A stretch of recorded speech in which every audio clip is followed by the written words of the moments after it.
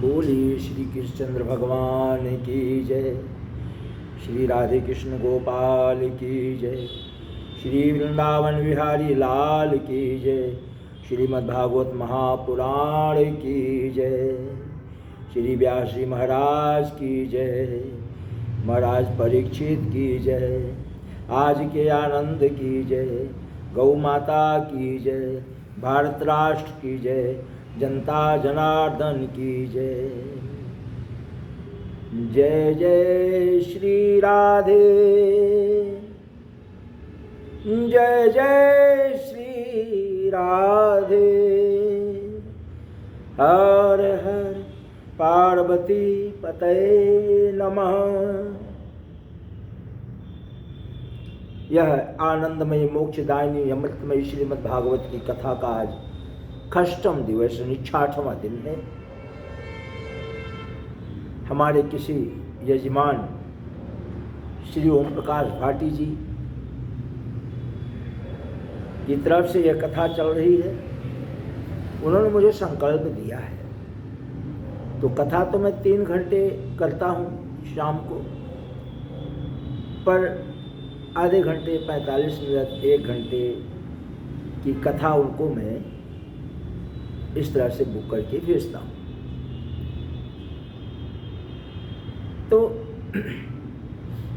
और वो रहते बाहर हैं, इसलिए कथा को श्रवण करते हैं। वो रोज बताते हैं हमको कि महाराज जी हम कथा सुन रहे हैं। तो बोलिए श्री कृष्णचंद्र भगवान की जय। रहने वाले शिखर के यह कथा बस जो हमारा दैनिक रोज का आसन वहाँ बैठ करके इतना से करते हैं। इसके लिए ऐसा नहीं कि कोई स्पेशल आसन बनाया हो। उन्होंने कहा भी नहीं है कि स्पेशल आसन की जरूरत नहीं है, आप तो सिर्फ हमारा पाठ कर दीजिए। और यह पाठ मैं अपनी मम्मी को रोज सुनाता हूँ, जो आप पाठ करके मुझे भेजते हैं। तो आज 6वें दिन की श्रीमद् भागवत की अमृतमय कथा बंदो कृष्ण चंद्र अविनाशी। बंदो कृष्ण चंद्र अविनाशी। भगति विपत्ति भंजन सुख राशि। भगति विपत्ति भंजन सुख राशि। बंदो कृष्ण चंद्र अविनाशी। बंदो कृष्ण चंद्र अविनाशी। जो जगत के पालक हैं, उद्धारक हैं, जगत के नियंता हैं, वो सच्चिदानंद रूपाय जो सतचित के आनंद हैं, वो परम आधार हैं, जगत के आधार हैं, वो श्री हरि कृष्ण के चरणों में कोटि कोटि प्रणाम करता हूँ। मुकुंद माधव हरि हरि बोल। केशव माधव हरि हरि बोल। मुकुंद माधव हरि हरि बोल। केशव माधव हरि हरि बोल। हरि हरि बोल। हरि हरि बोल। हरि हरि बोल। हरि हरि बोल। मुकुंद माधव हरि हरि बोल। केशव माधव हरि हरि बोल। केशव माधव हरि हरि बोल। केशव माधव हरि हरि बोल। मुकुंद माधव हरि हरि बोल। मुकुंद माधव हरि हरि बोल। राधे राधे बोल। कृष्णा कृष्णा बोल। राधे राधे बोल। कृष्णा कृष्णा बोल। मुकुंद माधव हरि हरि बोल। जय जय श्री राधे।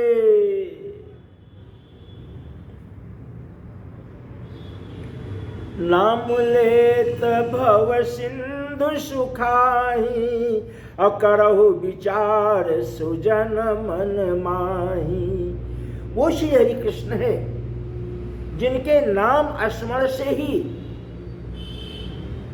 भव सिंधु सुखाई, अर्थात इस संसार रूपी जो रोग दोष है सब समाप्त हो जाता है। दैहिक दैविक भौतिक ताप, तीनों प्रकार के तापों का समाधान हो जाता है। वो श्री हरि कृष्ण है। नाम संकीर्तन यश सर्व पाप प्रणाशनम, प्रणामो दुःखम नस्तम नमामि हरिम प्रियम। और बाबा वर्णन करते हैं कि तुलसी अपने राम को रीझ भजो चाहे खीज, अभूमि फेंके उगेंगे उल्टे सीधे बीज। तो श्री हरि के गुणगान चाहे ध्यान से करो, बिना ध्यान के करो, आलस में करो, बिना आलस में करो, नहा धो करके करो, बिना नहा धो करके करो, सोते करो, जागते करो, उठते करो, बैठते करो, चलते करो, जैसे भी करो श्री हरि का कीर्तन करते ही रहो। सब तरह से वो आपको फल ही फल देगा। ये बाबा तुलसी वर्णन करते हैं कि तुलसी अपने राम को रीझ भजो या खीज, अभूमि फेंके उगेंगे उल्टे सीधे बीज। क्षिति जल पावक गगन शमीरा, अपंच रचित यह अधम शरीरा। भजना क्यों है कि 5 तत्वों से बना हुआ ये शरीर शुद्ध नहीं है। पापी वृत्ति कितना भी कोई पुण्य आत्मा हो तो कभी न कभी कहीं न कहीं कुछ न कुछ तो पाप आ ही जाता है। और उस आए हुए पाप का शमन करने के लिए श्री हरि का कीर्तन करना चाहिए, भजन करते रहना चाहिए। पर जानबूझ करके किया गया पाप उसका तो दंड भोगना ही होगा। काल भक्ष सबको करे और हरि शरणे डरपंत। जो श्री हरि के शरण में है काल उनसे डरता है, आएगा उनको, लेकिन उसके आने का तरीका अलग अलग है। स्वयं श्री काल यानी यमराज जी इस भाव को कहते हैं गरुड़ पुराण में कि मेरे सेवकों जो श्री हरि का वर्णन करते हैं, नाम संकीर्तन करते हैं, उनके पास तुम्हें जाने की जरूरत नहीं है। उनके पास तो विष्णु के पार्षद जाएंगे, तुम्हारे जाने की आवश्यकता नहीं है। उनके पास तो कौन जाएंगे? श्री हरि विष्णु के पार्षद जाएंगे।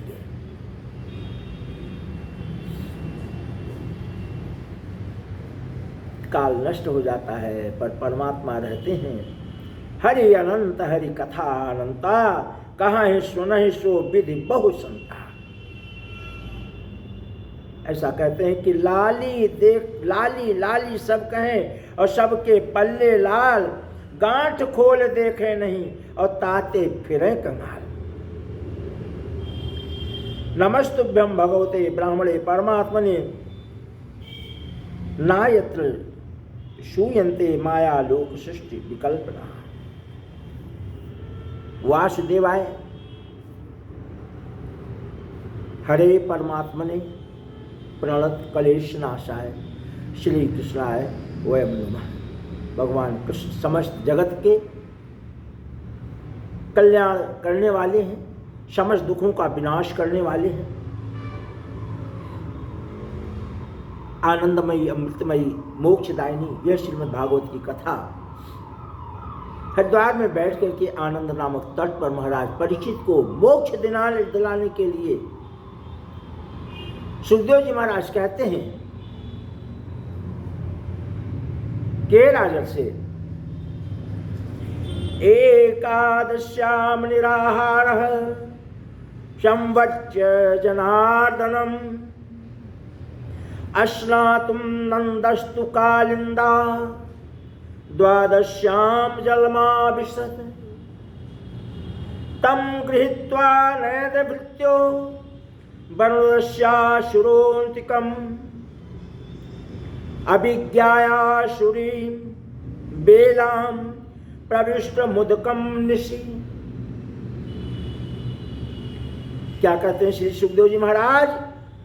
कहते हैं परीक्षित, नंद बाबा ने कार्तिक शुक्ल एकादशी का व्रत किया और भगवान की पूजा की तथा उसी दिन रात में द्वादशी लगने पर स्नान करने के लिए यमुना जल में प्रवेश किया।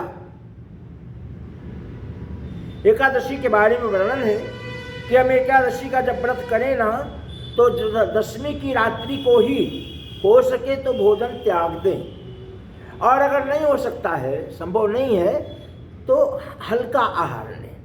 क्यों? ऐसा क्यों? एकादशी के दिन अगर आपको डकार आ गई तो आपको खट्टी मीठी डकार आ गई, जैसे भी डकार आ गई तो आपके मुख में अन्न का कुछ ग्रास उपस्थित हो गया। इसका मतलब आपका एकादशी खंडित हो गया। इसलिए यह भाव कहा गया है कि दशमी के दिन ही सायंकालीन कोशिश किया जाए, हो सके तो भोजन का परित्याग कर दिया जाए, भोजन छोड़ दिया जाए। दशमी के दिन रात्रि को सायंकालीन नहीं किया जाए, और नहीं हो सकता है तो हल्का भोजन प्रसादी या फलाहार कुछ ले लीजिए और फिर एकादशी का व्रत कीजिए। आपको डकार नहीं आए, उत्तम एकादशी मानी जाएगी। और एकादशी संपन्न हो, द्वादशी लगे, तो यहां गलती क्या हुई? बाबा ने ध्यान नहीं दिया और द्वादशी रात्रि में। कहने का अर्थ है कि जब आप द्वादशी के दिन स्नान करें, स्नान करने के लिए तो रोज नियम है कि जब आप सबसे पहले प्रातःकाल उठ करके जल को छूते हैं, उठाते हैं, लोटे में, बर्तन में, जिसमें भी, तो पहले जरा तालियां बजा दीजिए। वरुण की देवी यानी जल देवी, गंगा देवी शयन करती हैं, उनको जगा दीजिए और फिर प्रातःकालीन पानी लीजिए। और स्नान करते हैं तो भी यही क्रिया कीजिए, और कोशिश कीजिए कि 3 बजे रात्रि को स्नान मत कीजिए। स्नान करने का समय 4 बजे भोर से लेकर के और सूर्य उदय होने के पहले का है। इस बीच में अवश्य स्नान कर लीजिए, ये नियम है। बाबा नंदराय जी ने यही गलती की और अपने सामंतों के साथ चले गए, यमुना जल में प्रवेश किया। नंद बाबा को मालूम नहीं था कि यह असुरों की बेला है। वरुण देवता के सेवक लोग घूमते हैं। अब क्या किया वरुण देवता के सेवकों ने? पकड़ लिया वरुण जी को और लेकर चले गए वरुण जी के पास। बाबा नंदराय जी को पकड़ लिया, बाबा नंदराय जी को पकड़ लिया और लेकर के चले गए वरुण देवता के पास और वहां कारागार में डाल दिया। तो परीक्षित कहते हैं कि नंद बाबा के खो जाने पर ब्रज के सभी गोप भगवान श्री कृष्ण की शरण में गए और उनसे प्रार्थना करने के कहा कि आपके अलावा नंद बाबा को कोई खोज नहीं सकता, अब आप ही खोज करके ले आइए। हे मेरे प्यारे श्री श्याम सुंदर श्री कृष्ण, हे गोपाल, हे मधुसूदन, हे नारायण, हे केशव, हे माधव, हे श्री हरि, आप ही बाबा नंदराय को खोज करके ला सकते हैं। अब और कोई सामर्थ्य नहीं है, हम सब तो असमर्थ हैं।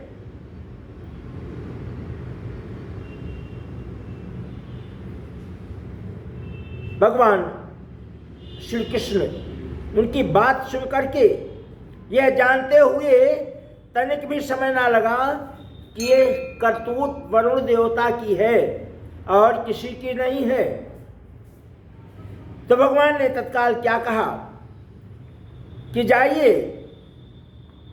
तुम सब लोग अपने अपने घर चलिए और हम बाबा को खोज कर ले आते हैं। तो चले गए वरुण लोग। और जब लोकपाल वरुण ने देखा कि स्वयं भगवान श्री कृष्ण पुरुषोत्तम पधारे हैं, तो थाली सजाई और आरती के लिए दौड़े और कहा, प्रभु आदेश के होते मैं वहीं आ गया होता, आप यहाँ आने का कष्ट क्यों किए। और ये सारी लीलाएं कारागार में बंद वरुण जी के बाबा नंदराय जी देख रहे हैं कि मैं तो पिता हूं, मुझे तो कारागार में डाल रखा है और हमारे पुत्र श्री कृष्ण की आरती करने के लिए दौड़ रहे हैं। ये क्या लीला है, ये क्या लीला है। वरुण जी के कारागार से छुड़ा करके लेकर के आए और भगवान श्री कृष्ण के चरणों में प्रणाम किया वरुण जी ने। और श्री हरि कृष्ण जब लेकर के चले तो हे परीक्षित, अपने बाबा नंद को ब्रज लेकर के जब चले तब नंद जी ने अपने जाति भाइयों से वरुण लोक तथा भगवान के संपूर्ण वैभव एवं ऐश्वर्य की कथा तो सुनाई, लेकिन कृष्ण से पूछा कि लाला मैं तेरा पिता हूं, तेरा बाबा हूं, मुझे तो कारागार में डाल रखा था और तेरी तो आरती उतारी जा रही थी, क्या कारण है। तो श्री हरि श्री भगवान जगत के जो नियंता हैं वो अपने ऊपर किसी भी कर्म का फल लेते नहीं हैं। उन्होंने बड़े सहज भाव में कहा, बाबा आप नहीं जानते हैं, बात ये नहीं है कि मेरी आरती उतारी जा रही है, बात यह है कि आपको नहीं जानते, नाम तो सुना था पर आपको जानते नहीं हैं। और जैसे मैं आकर के ये कहा कि मैं बाबा नंदराय का लाला हूं, पुत्र हूं, और ये सुनते ही आपको छोड़ दिया और मेरी आरती उतारने लगे।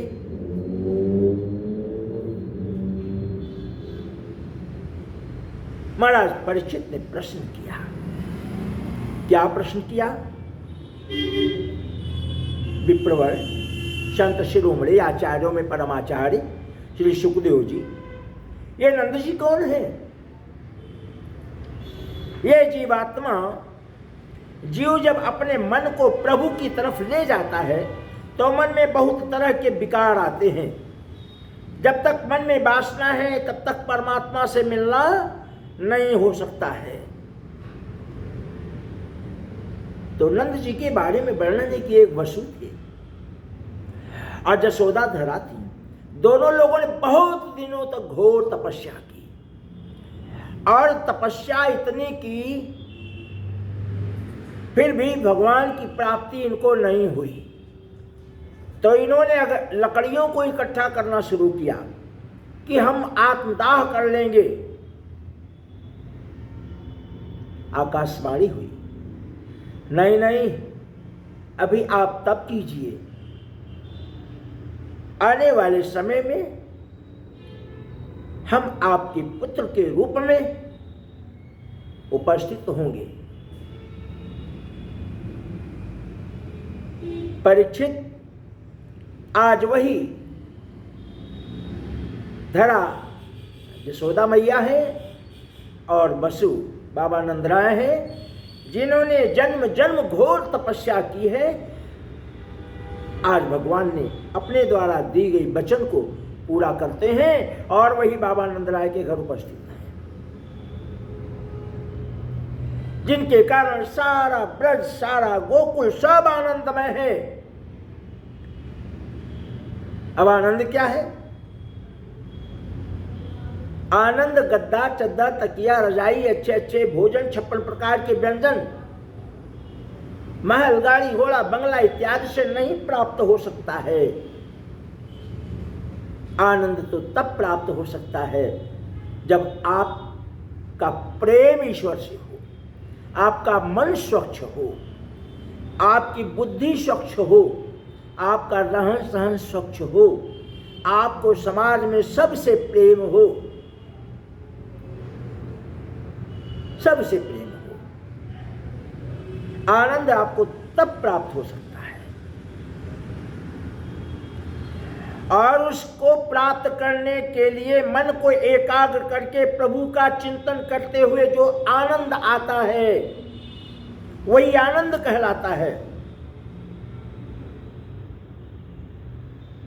और अगर यह आनंद आपके पास नहीं है तो आपके पास सर्वस्व हो भौतिक वस्तु, पर आप आनंद में नहीं हैं, आप आनंद में नहीं हैं। पर अद्भुत लीला है। कबीरदास जी कहते हैं कि जब लगी तुझ में तू रहे और तब लगी वह रस नाही, और जब आपा अरप दे तो आने हरि माही। ब्रज में यह जो लीला सारे ब्रजवासी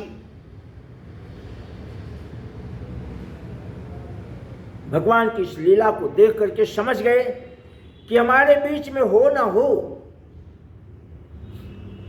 हमारे बीच में रहने वाला कन्हैया कोई ईश्वरीय शक्ति है और कोई नहीं है, ऐसा विचार करने लगे। और कहते हैं कि ब्रजवासी बहुत भोले थे, पढ़े लिखे नहीं थे, पर प्रेम था ईश्वर से, इसलिए ठाकुर जी वहां अवतार ग्रहण लेकर के उपस्थित हुए हैं। ऐसा शास्त्रों में लिखा है कि हरि अनंत हरि कथा अनंता, और कहीं सुनहि सो बहुविधि संता। भगवान से प्रश्न किया ग्वाल बालों ने कि जो हम समझ रहे हैं यदि वो सच है तो मुझे भी अपने स्वरूप का दर्शन कराइए। भगवान बहुत प्रसन्न हुए और कहा समय आएगा तो सब होगा। परमात्मा और आत्मा का मिलन ही रास है। कन्हैया के सिर पर मोर पंख है। क्यों मोर पंख है? क्योंकि भगवान को काम सुख त्यागी बहुत पसंद है। मोर शारीरिक संबंध से संतान उत्पत्ति नहीं करता, इसलिए भगवान ने मोर को यह सम्मान दिया। रासलीला भागवत का फल है। रासलीला में नारी पुरुष का नहीं, पूर्ण परमेश्वर और शुद्ध जीवात्मा का मिलन होता है। कुछ लोग उल्टे सीधे भाव प्रकट करते हैं, वो गलत हैं।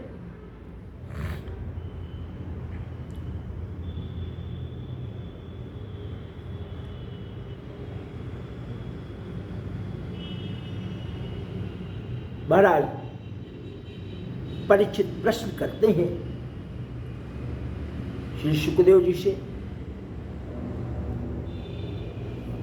कि ब्रजवासियों को ऐसा क्या महसूस हुआ कि भगवान नारायण श्री हरि कृष्ण ही साक्षात परमपिता परमेश्वर है। सुखदेव जी कहते हैं परीक्षित, बिल्कुल उन्हें महसूस हुआ कि श्री कृष्ण स्वयं ईश्वर हैं और कभी तो हम लोगों पर कृपा करेंगे और अपना स्वधाम दिखलाएंगे। परीक्षित, भगवान श्री कृष्ण अंतर्यामी हैं। उन्होंने अपने प्रेमी भक्त उन गोपों को माया अंधकार से अपना दिव्य धाम दिखलाया, जिसे देखने के लिए बड़े बड़े मुनिजन लालायित रहते हैं। 4 प्रकार की रासलीला का वर्णन कहा गया है श्रीमद् भागवत में। रासलीला क्या है? परमात्मा और आत्मा का मिलन है, परमात्मा जीवात्मा का मिलन है। तो 4 प्रकार का वर्णन में जिसमें प्रथम है वेणुगीत। जिनमें कुमारी गोपियों के साथ भगवान श्री हरि की रास लीला करते हैं। दूसरा है यज्ञ पत्नियों पर कृपा करते हैं विवाहित गोपियों के साथ। और तीसरा गोवर्धन लीला है वृद्ध गोपियों के साथ। एवं चौथी संन्यास के प्रसंग में संत स्वरूपा गोपियों के साथ रासलीला का वर्णन श्री व्यास जी ने वर्णन किया श्रीमद् भागवत में, जो अमृतमयी कथा के रूप में श्रवण की जाती है। सुखदेव जी कहते हैं कि मुख्य रासलीला जो है वो इस प्रकार है कि गोप बालकों के साथ, गौओं के साथ और गोप युवतियों के साथ ये मुख्य रासलीला है। रास का अर्थ क्या है? परमात्मा श्री कृष्ण रस स्वरूप है, रसो वैश्य है। इस रसों में ईश्वर के साथ तदात्मन होना ही रास है। परमात्मा से जीव का मिलन ही रास है। अतः रसात्मक ईश्वर में अन्य भाव का होना एवं संबंध होना ही रास है। ऐसा कौन सा जीव होगा जो ईश्वर से मिलने की इच्छा नहीं रखता हो? इन लीलाओं के द्वारा भगवान ने अपने प्रिय सभी भक्तों को मुग्ध करके रस बांटकर आनंद का आविर्भाव प्रकट किया।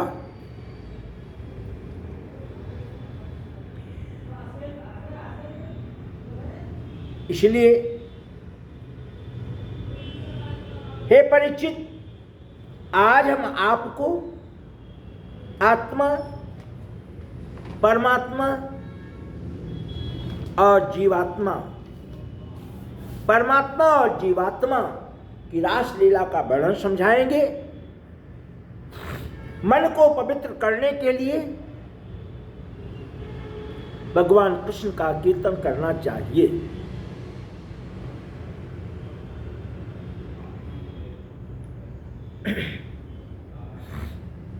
कामम क्रोधम भयम अस्नेह अमैक्यम सौहार्दमेव च नित्यम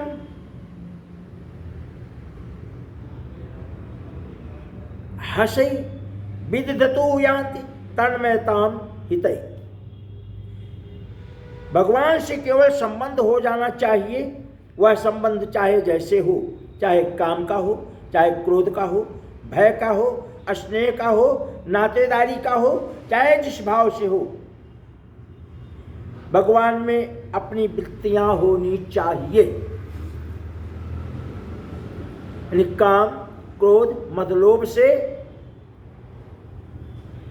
ईश्वर की प्राप्ति नहीं हो सकती। पर आप जिस भी भाव से ईश्वर को प्राप्त करना चाहें, उस भाव से आप उसे प्राप्त कर सकते हैं। वह आपको हर भाव में प्राप्त होगा।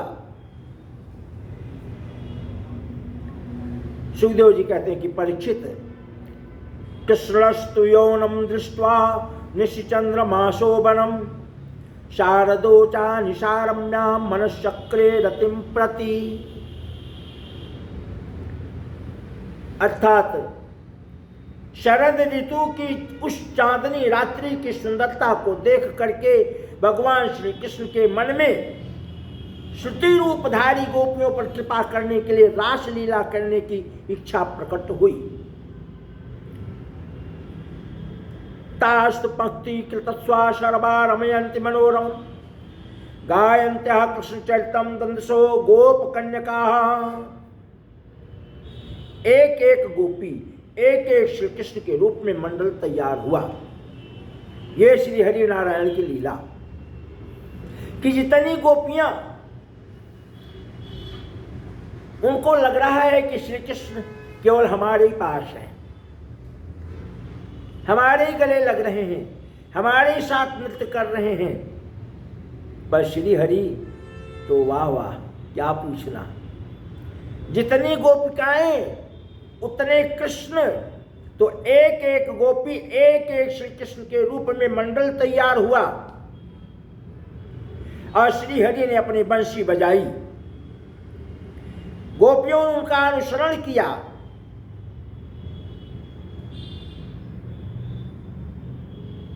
तवार्यमाणाः कृष्णस्य यौनं दृष्ट्वा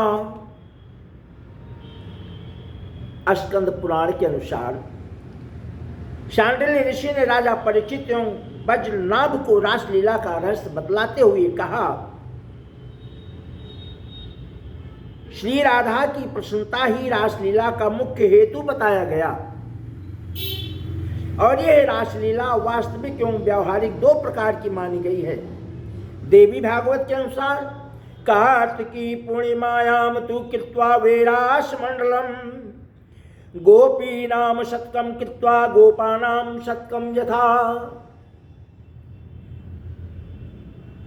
8 प्रकार के रास प्रेम पाश कहे गए हैं। 8 प्रकार की रासलीला का वर्णन किया, 8 प्रकार के प्रेम पाश का वर्णन किया। पहला है माता यशोदा जी का पुत्र स्नेह जो प्रधान है। दूसरा ग्वाल बालों का जो मैत्री प्रधान है। तीसरा गोपियों का प्रेम जो समर्पण प्रधान है और वह अटूट है। पाश, बड़ लज्जा, शंका, भय, ग्लानि, जुगुप्सा, कुल का मान, शील, स्वभाव का मान तथा जाति का अभिमान, ये 8 पाश भागवत प्रेम के बाधक हैं। अर्थात भगवान से प्रेम करने वाला ये सोचे ही नहीं कि लोग क्या कहेंगे। ऐसा होता है, पड़ोसन जा रही सेवा करने और पड़ोसन नहीं जा रही है। एक दिन पड़ोसन ना जाने वाली पूछेगी, अरे क्या रखा है दौड़कर वहां जाती हो, घर में भी तो मंदिर है, यही पूजा कर लिया करो, यही पूजा कर लिया करो। अर्थात मान सम्मान इन सब चीजों का ना ध्यान करते हुए श्री हरि का रोज पूजन करना चाहिए। भगवान सर्वदा हैं, सर्वत्र हैं, सब में है। ये भगवान श्री हरि कृष्ण की जो बांसुरी है, इसकी लीला भी अद्भुत है। ये बांसुरिया आज ही केवल बजी है, ऐसा नहीं है। ये बांसुरिया तो सृष्टि की रचना से ही बजते आ रही है। ये बांसुरिया बजती है तो बच्चे भी सुनते हैं, जवान भी सुनते हैं, बूढ़े भी सुनते हैं, समस्त जगत के प्राणी भी सुनते हैं। पर आज जिस भाव से ये बंशी बजी है, उस भाव से उससे पहले कभी नहीं बजी थी। वेणु गीत में गोपिकाएं कहती हैं कि इन हिरण्यों को देखो, बंशी बजी और दौड़ पड़ी। पर आज जो बंशी बजी उसे केवल गोपिकाओं ने सुना। यही तो श्री कृष्ण के रास लीला की विशेषता है कि आज जो गोपिकाओं के लिए जो बंशी बजी, ऐसी बंशी श्री कृष्ण की कभी नहीं बजी। क्या विशेषता है? विशेषता है रासलीला की, जिसने सबने सुना और जिसने सबने नहीं सुना। गोपांगनाओं ने सुना और किसी को सुनाई नहीं पड़ा। जिसको सुना उसने श्री कृष्ण को अपना प्रियतम माना। और कृष्ण कहते हैं, निशम्य गीत कृष्ण गृहीत मानस। जो कृष्ण को अपना प्रियतम मान रही हैं, अर्धरात्रि में बंशी बजी तो जिधर से बंशी की आवाज आ रही है उधर की तरफ भागी। कोई दूध पिला रही थी तो बच्चे को हटा के स्तन से भागी। कोई रोटियां बेल रही थी, अरे मैं तो फुलवा तोड़न गई रे, फुलवा छोड़ी भागी, मैं तो रोटी बेलत रही रे और रोटियां छोड़ी भागी। कोई पति को भोजन करा रही है और बंशी की आवाज सुनी तो छोड़ के भागी। अब पति को रोटी मिले चाहे नहीं मिले, कोई गौ सेवा कर रही है, कोई कुछ कर रही है, बंशी की आवाज को सुनी तो छोड़ करके भागी।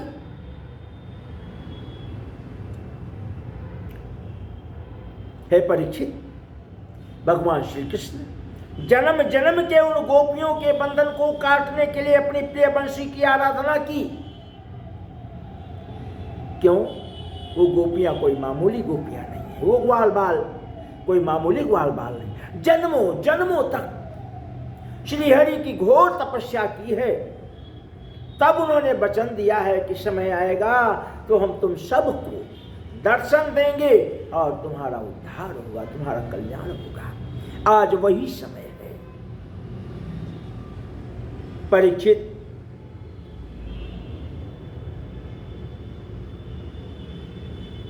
श्रीमद् भागवत के 10वें स्कंद के 33वें अध्याय रसों में भगवान श्री रास बिहारी राशेश्वर की रास पंचाध्याय का वर्णन, बहुत सुंदर वर्णन किया सूरदास जी ने। और व्यास जी वर्णन करते हैं कि भगवान पिता रात्रि शरदो फुल्ल मल्लिका वीक्षरंतुम मनश्चक्रे योग मायामुपासितः। श्री सुखदेव जी वर्णन करते हैं कि परीक्षित, वह रात्रि शरद ऋतु की थी।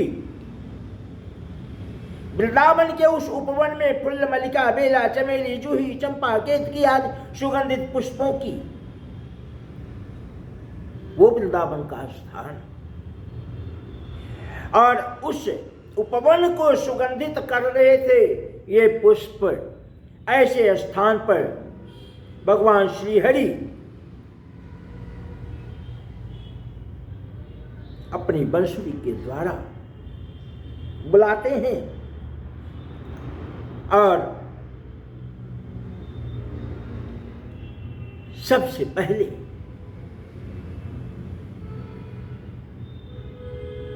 करते क्या है? श्री हरि कृष्ण के हाथ में जो बंसुरिया है,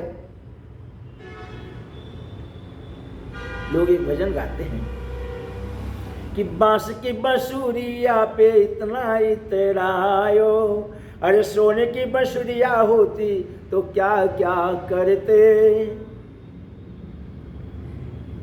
भगवान श्री हरि आराधना करते हैं अपनी बंसुरी देवी की। क्या आराधना करते हैं? संसेविता कर सरोज सुकल्प तल्पई, संसेविता कर सरोज सुकल्प तल्पई, पद्माल कल्यजन चामर बीज तत्वम, सम्मानिता धुर सुधार्भण समच, सेवाद रूप फल वृक्ष विदेही साध्वी। श्री कृष्ण कहते हैं बंसी देवी, श्री कृष्ण कहते हैं हे बंसी देवी, मैंने तुमको अपने कर सरोज की शैया पर सदैव सुलाया, अलकन से ब्यावल की, पलकन चमर की एवं अधरामृत का पान कराया। हे साध्वी बांसुरी, मैंने तेरी सभी प्रकार से सेवा की, आज तुम मुझे उस सेवा का फल तो दे दो। तो कलकंज की सेज पे दहन सही, धुराधरी के तकिया सरसाई,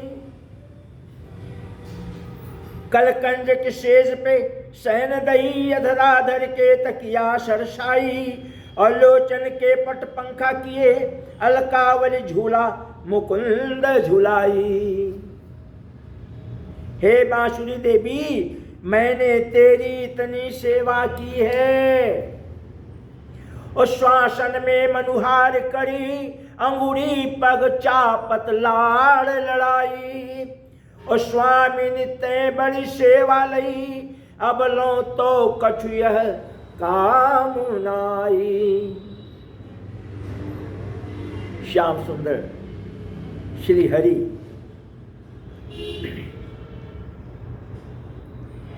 अब इस रचना को आप थोड़ा सा पीछे जाइए। कामदेव आया भगवान श्री कृष्ण के पास, भगवान शंकर जी के पास भी कामदेव गया था, है ना। कामदेव भगवान शिव की तप को भंग करने के लिए गया था और पुष्प पुंज को छोड़ा तो भगवान के नेत्र खुले, कामदेव भस्म हो गया। आज वही कामदेव भगवान कृष्ण से कहता है तो भगवान कहते हैं हाँ मुझे याद है, शिव जी के पास भी तुम गए थे, आज यहाँ आए हो, तुम्हें मैं समय बता देता हूँ। कार्तिक मास के शुक्ल पक्ष की पूर्णिमा तिथि की अर्धरात्रि को उपवन में आना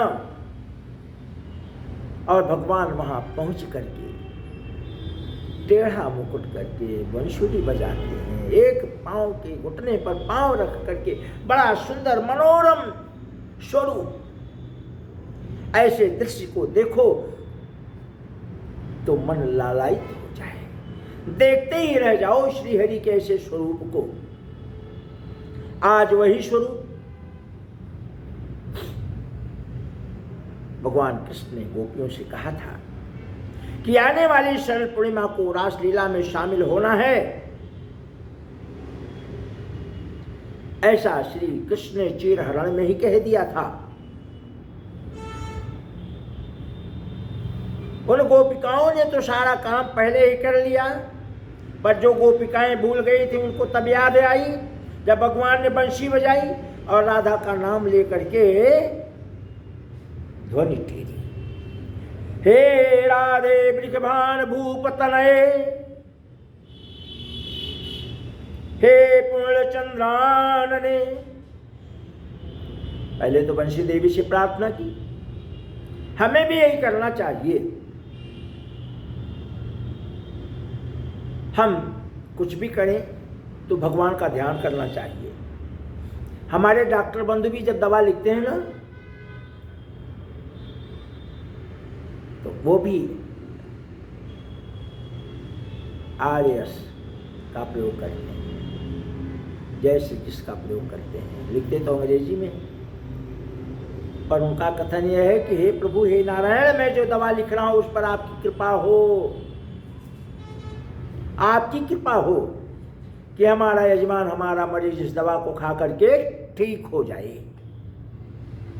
ऐसे भी कोई भी काम करने से पहले हमको आपको श्री हरि की प्रार्थना कर लेनी चाहिए। ये हमारे श्री हरि भगवान कृष्ण हमको बता रहे हैं कि बंसुरी देवी को बजाने के पहले वो प्रार्थना करते हैं कि आज मैं तुझसे कुछ काम लूंगा, तुम मेरे काम आ जाना।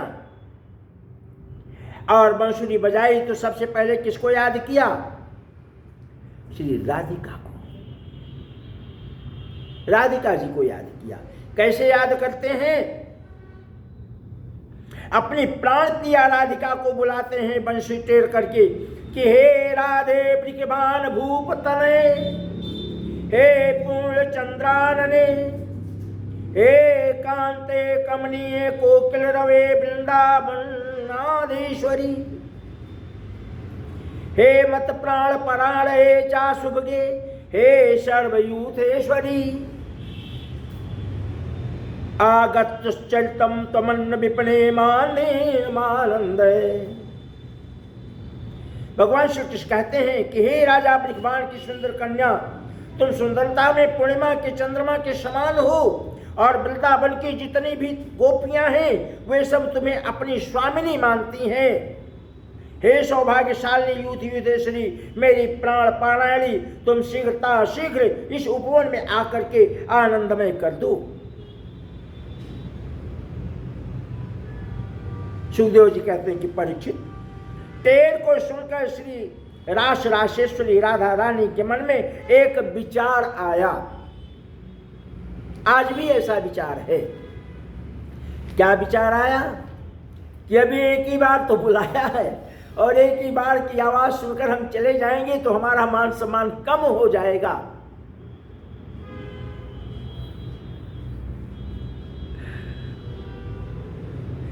तो भगवान श्री कृष्ण ने दूसरी धुन से उन्हें आकर्षित किया। पुनः बंसुरी देवी को अपने अधरों पर लगाई और टेल छोड़ी। क्या टेल छोड़ी? हे राधे वृषभान भूप तनये, गांधर्व के मोहिनी, हे कृष्णानंद पंकज भ्रमरी के प्राण प्रिय माधवी, हे वृंदावन नागरी गुण निधे दामोदर प्रेयसी, हे हे श्री ललितादिक प्रियतमे प्राणादिके पाहि मां। जब श्याम सुंदर श्री कृष्ण ने दूसरी बार अपनी प्राण प्रिया राधिका रानी को बांसुरी की धुन में बुलाया, तब अपने प्राण आधार श्याम सुंदर श्री कृष्ण की टेर सुन करके उनसे रहा नहीं गया और वे दौड़ती हुई उस उपवन में चली आई। और जब राधिका रानी उपस्थित हो गई तो श्री हरि ने फिर टेर लगाई बंसुरी को अपने अधरों पर रख करके किसको बुलाया? राधिका रानी की सखियों को बुलाया। हे श्याम शुभ के स्वभाव चपले चित्रे विशाखे प्रिय। ये राधिका रानी के सहेलियों का नाम है श्यामा, सुभद्रा, चित्रा, विशाखा। हे श्याम शुभ के स्वभाव चपले चित्रे विशाखे प्रिय। हे चंद्रावली श्यामले चललिते, हे तुंगभद्रे रमे, हे भद्रे सुखदे च चंपकलते, हे स्वर्ण रेखे स्वभे, अनयायामं वल्लभा बृहस्परे तास्तूर्मागक्षत। इतने लोगों का तो नाम टेरा, और उसके बाद क्या कहा कि जो रह गई हैं, जिनका मैंने नाम नहीं लिया है, वो भी उपस्थित हो जाए।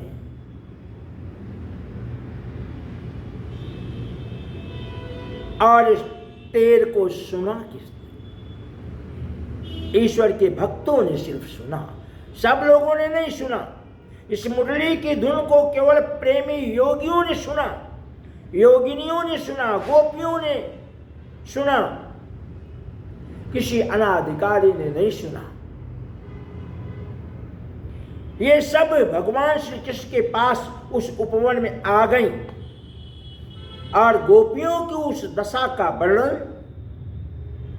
रसखान जी ने किया, बहुत सुंदर वर्णन किया। गोपियां आपस में विचार करती हैं कि मेरे विचार से चलना ठीक नहीं है, पर दूसरी गोपी कहती है कि चलना ठीक तो नहीं है, पर कोई युक्ति बताओ ना, कोई युक्ति बताओ ना, कोई रास्ता निकालो ना कि क्या करें जिससे नहीं चलना पड़े।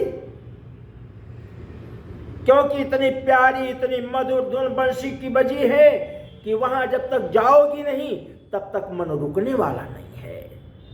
तो अब कोई युक्ति बताओ। रसखान जी ने बड़ा सुंदर वर्णन किया कि गोपिकाएं कहती हैं कि ये तो बैरन बंसुरिया बज रही है,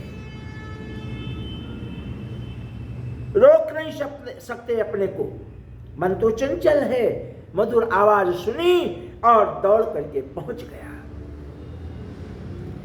तो रसखान जी वर्णन करते हैं, अजी बजी है बजी रसखान बजी, सुन के को गोप कुमारी न जई है, और जी है कदाचित कामिनी को, तो हाल बेहाल सो होया जी है, और जी है बचाव को कौन उपाय, और तियान पे मैनन सैन सजी है, सजी है तो मेरो कहा बस है, सुनो बैरिनी बांसुरी फेरी बजी है। गोपिकाएं बांसुरी की आवाज को सुनते ही तन मन सुध सब खो बैठती हैं और दौड़ करके श्री कृष्ण के उपवन में उपस्थित हो जाती हैं। और वहां जब उपस्थित हो जाती हैं तो हमारे श्री हरि, केशव, नारायण, मधुसूदन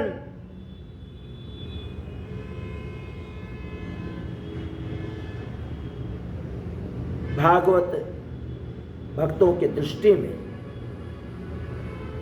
सुखदेव जी कहते हैं कि परीक्षित, श्याम और राधा दोनों एक ही हैं। अनादिरम पुरुष एक एवास्ति, तदेव रूप द्विधा विधाय, क्षमाराधन तत्परो भूत, तस्मात् ता राधा रसिकानंदा वेद विदो बदंती। अर्थात वह अनंत अनादि पुरुष श्री कृष्ण दोनों राधिका और कृष्ण एक ही हैं। वह एक ही रूप को अपनी आराधना के लिए दो रूपों में प्रकट किए हुए हैं। इसलिए वेदों के मर्मज्ञ विद्वान पुरुष श्री राधिका जी को रस का आनंद रूपा कहते हैं। व्यास जी वर्णन करते हैं कि राधा कृष्णात्मिका नित्यम कृष्णो राधात्मिको ध्रुवम वृंदावनेधीश्वरी राधा राधे वा आराधते मया। राधा जी सदा कृष्णमय है और श्री कृष्ण नित्य श्री राधामय है। ऐसी वृंदावनेश्वरी श्री राधा जी की हम आराधना करते हैं। बोलिए श्री कृष्णचंद्र भगवान की जय।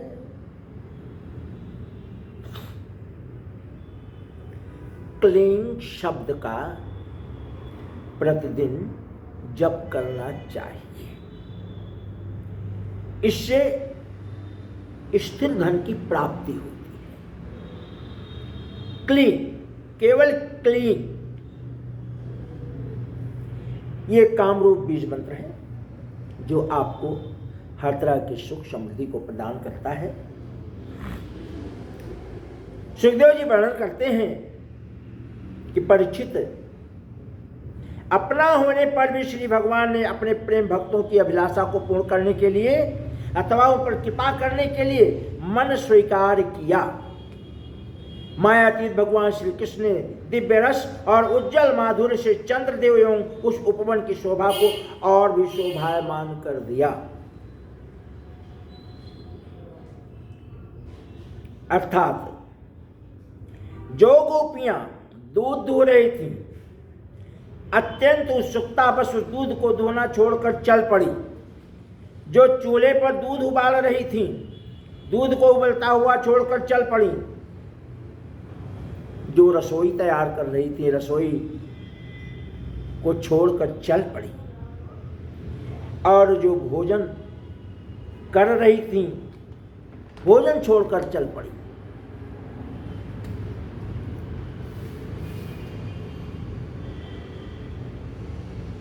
जो भोजन परोस रही थी, परोसना छोड़कर चल पड़ी। जो अपने छोटे छोटे नन्हे मुन्ने शिशुओं को दूध पिला रही थी, वे उन्हें दूध पिलाना बंद करके ही चल पड़ी।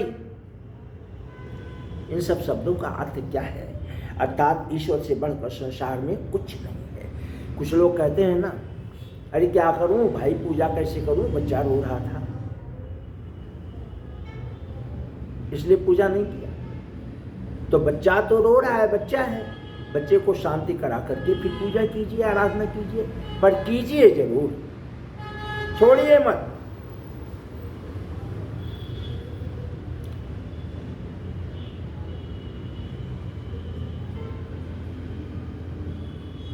तो ये श्री हरि की रासलीला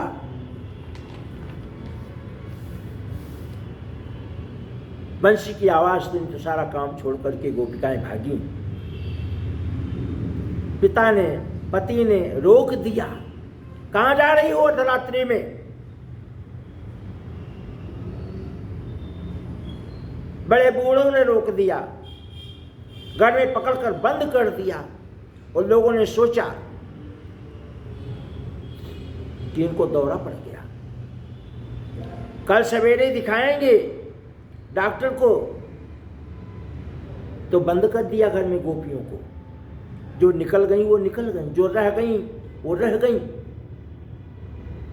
जो सबके सामने से सब कुछ छोड़कर भाग रही थी, उनको कुछ लोगों ने पकड़कर बंद कर दिया कि इनको दौरा पड़ गया, सवेरे डॉक्टर को दिखाएंगे।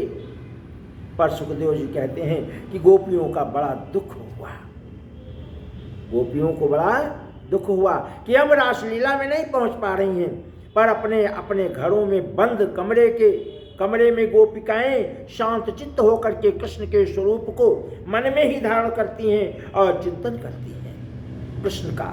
देह मुक्ति के लिए योगी लोग जो ध्यान लगाते हैं वर्षों, फिर भी उन्हें मुक्ति नहीं प्राप्त होती है। जन्म जन्म मुनि जतन कराही। गोपियों ने ध्यान किया तो कृष्ण का दर्शन हुआ, और जो आनंद गोपियों को प्राप्त हुआ वह किसी को प्राप्त नहीं हुआ। क्यों प्राप्त हुआ गोपियों को? क्योंकि जन्म जन्मांतर के जो पुण्य जो श्री हरि का जप तप किया था गोपियों ने, आज श्री हरि की कृपा प्राप्त हुई। द्वापर में बाबा नंदराय के घर अवतार लिए हुए श्री कृष्ण बाल लीला करते हैं। जन्म जन्मांतर के पाप कट गए, गोपिकाओं के, ग्वाल बालों के सब बह गए।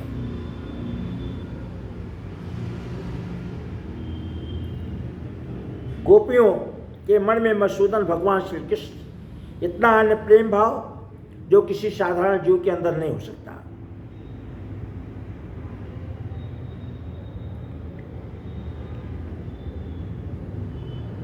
ऋग्युजुः अथर्वाख्या वेदाश्चत्वारोद्भृता इतिहास पुराणं च पंचमो वेद उच्यते योगस्तु दुष्टरूपास्ति सततोधिष्ठान चिंतनम ततो परोक्षम तदनु पूर्णानंद रसोदयः।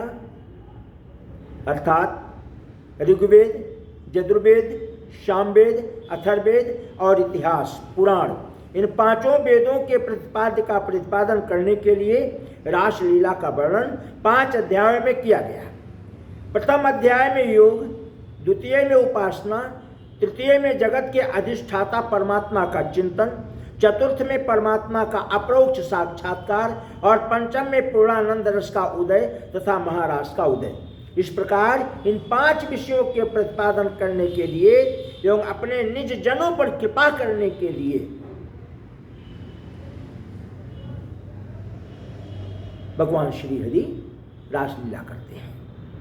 सुखदेव जी कहते हैं कि राजा से परीक्षित, श्याम सुंदर श्री कृष्ण से केवल एक बार संबंध हो जाना चाहिए। वह संबंध चाहे जैसा हो, काम भाव का हो, क्रोध का हो, भय का हो, स्नेह प्रेम का हो, व्यवहार का हो, सौहार्द का हो, चाहे जिस भाव से भगवान को आप भजते हैं, भगवान आपको उस भाव में मिलते हैं और आप पर कृपा करते हैं।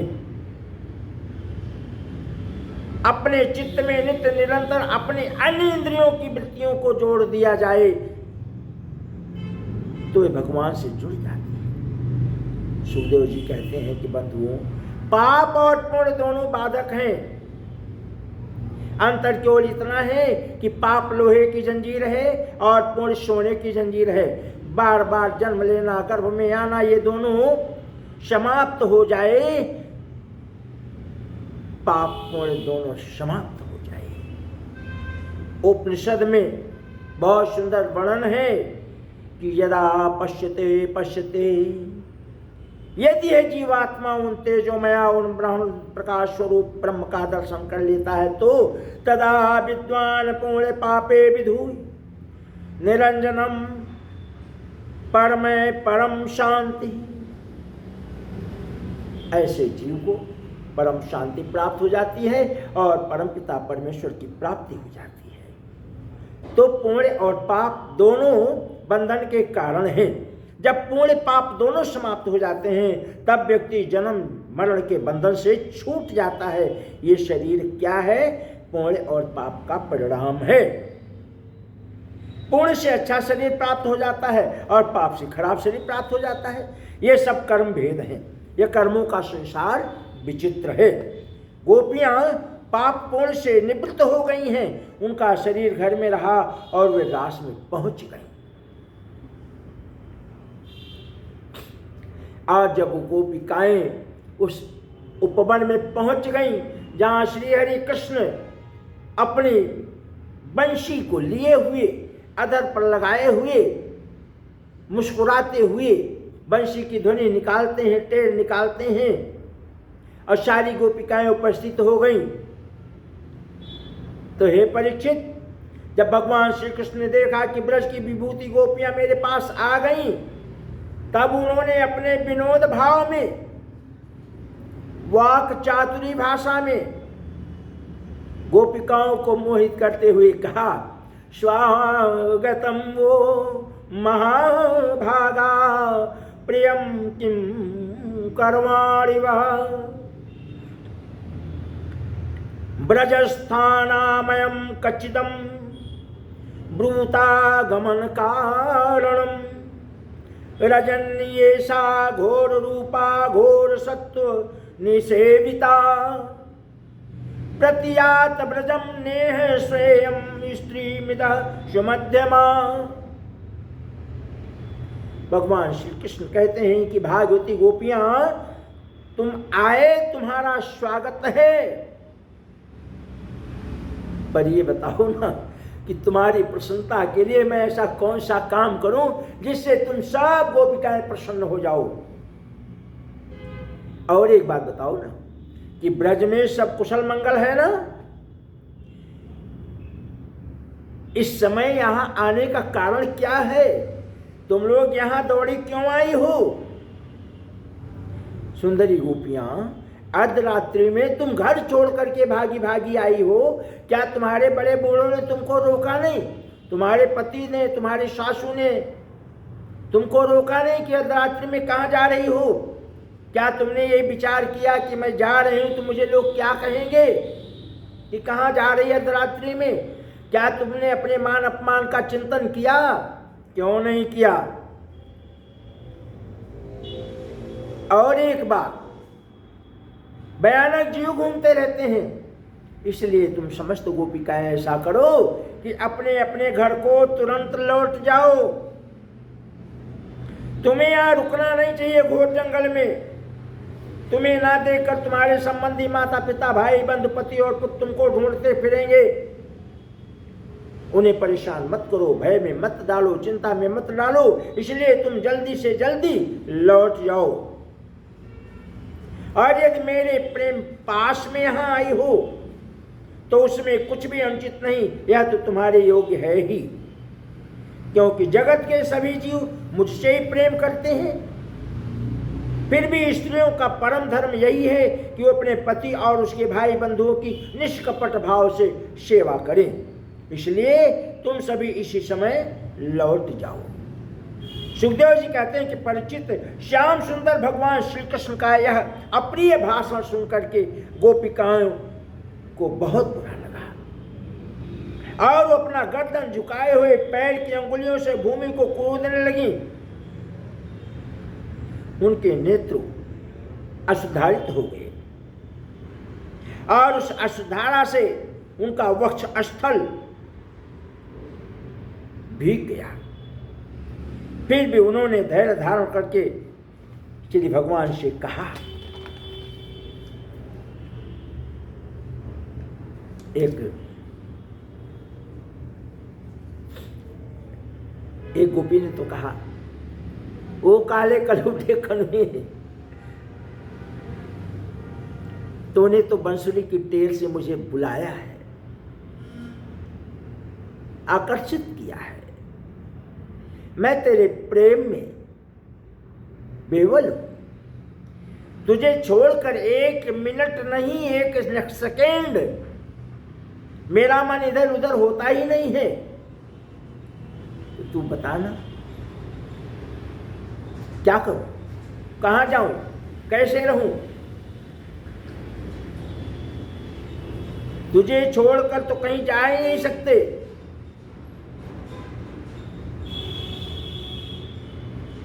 सर्वधर्मान परित्याजे मामेकम शरणं व्रज। तूने ही तो ये कहा है कि सब धर्मों को छोड़कर तू मेरी शरण आ जा। ए जीव, तू परमात्मा की शरण हो जा। एक गोपी ने तो बड़ा सुंदर वर्णन किया। तुमसे अपना रिश्ता पुराना हो गया, तेरी चाहत पे ये दिल दीवाना हो गया। तरसते हैं तेरे बिन, पास अपने बुला ले, तुझे हम ढूंढ रहे हैं, कहाँ है मुरली वाले। या अब सामने आ जा, या मुझे बुला ले। बोलिए श्री कृष्णचंद्र भगवान की जय। गोपिकाओं ने कहा, हे हमारे श्री कृष्ण प्यारे श्याम सुंदर, तुम घट घट व्यापी हो, हमारे हृदय की बात को जानते हो। तुम्हें इस प्रकार निष्ठुरता भरे शब्द का वचन नहीं कहना चाहिए। हम सब कुछ छोड़ करके केवल तुम्हारे चरणों से प्रेम करती हैं और इसलिए तुम्हारे बंसुरी की टेर पर यहाँ उपस्थित हुई हैं। आप जैसे नारायण श्री हरि हमारे ऊपर कृपा करके अपने मुख्य भक्तों से जो आप प्रेम करते हैं, मेरा कल्याण कीजिए, मुझे वैसा ही स्वीकार कीजिए। बोलिए श्री कृष्ण भगवान।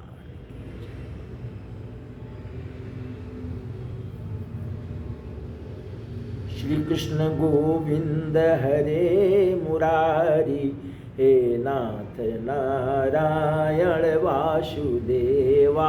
श्री कृष्ण गोविंद हरे मुरारी, हे नाथ नारायण वासुदेवा। बख्श देता है खुदा उनको जिनकी किस्मत खराब होती है। अब वो हरगिज नहीं बख्शे जाते जिनकी नीयत खराब होती है। न मेरा एक होना न तेरा लाख होगा, न मेरा एक होगा न तेरा लाख होगा, न तारीफ तेरी होगी न मेरा मजाक होगा। गुरूर ना कर साहे शरीर का, मेरा भी खाक होगा तेरा भी खाक होगा। जिंदगी भर ब्रांडेड ब्रांडेड कहने वालों, याद रखना कफन का कोई ब्रांड ना होगा। इसलिए ठाकुर जी की कृपा प्राप्त करते रहिए, उनके शरणों में हमेशा रहिए। सुबह शाम उठते बैठते निश्वासर भगवान का भजन कीर्तन करते रहिए। बोलिए श्री कृष्णचंद्र भगवान की जय। श्री राधे कृष्ण भगवान की जय। सीताराम महाराज की जय। श्री पौंसुत हनुमान जी महाराज की जय। आदि शक्ति भवानी माता की जय। श्रीमद् भागवत महापुराण की जय। श्री व्यासी महाराज की जय। श्री सुखदेव जी महाराज की जय। भारत राष्ट्र की जय। आज के आनंद की जय। धर्म की जय। गौ माता की जय। जनता जनार्दन की जय। जय जय श्री राधे। जय जय श्री राधे। हर हर पार्वती पतये नमः। आरती का समय हो गया।